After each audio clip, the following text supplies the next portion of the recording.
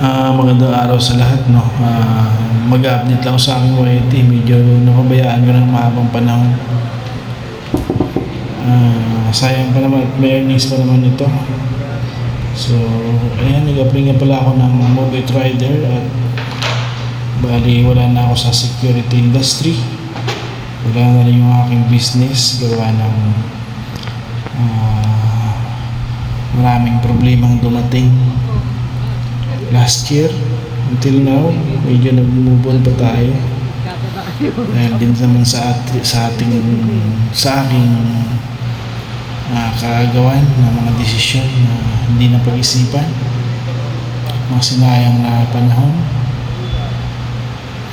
at mga desisyong mali. So ayan, sa ngayon nagmumubod muna tayo at para magpatuloy yung buhay kailangan natin pa rin magtrabaho, pero siguro hindi ko pa kaya magtrabaho sa isang company. Pinababalik ako ng dati kong kasamahan, hawakan isang condominium, kaya lang parang hindi ko pa kaya dahil magulo pa yung utak. So at saka marami pang kailangan gawin. Medyo magulo pa. Still na nag-heal pa. Kaya ayan, pumasok na tayo dito.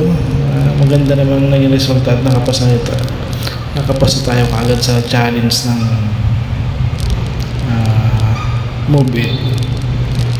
So ayan, bali 3 hours lang ako dito na kapag naipas ako yung challenge, then kuha ko na yung aking mga gear na online pa rin yung application. Kaya sa ngayon nagbabiyahe tayo ng Move It. Minsan nag-extra tayo din sa Grab dahil isa lang naman ang application nila. So magulo yung mga nakaraang buwan sa akin last year, pero kailangan natin magpatuloy ang buhay. Hindi naman tayo pwedeng huminto. So pasalamat ako sa aking mga subscriber na hinihingi ng update kung ano ng update sa atin. So susubukan ko ulit na ipagpatuloy yung YT ko. Siguro kahit ano lang muna yung mga upload ko, mga daily na ginagawa bilang rider. So ayan, kailangan talagang magpatuloy ang buhay kahit maraming problema.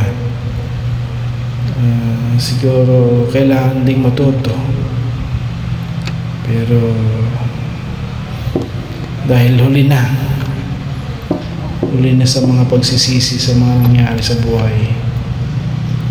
So kaya ayun,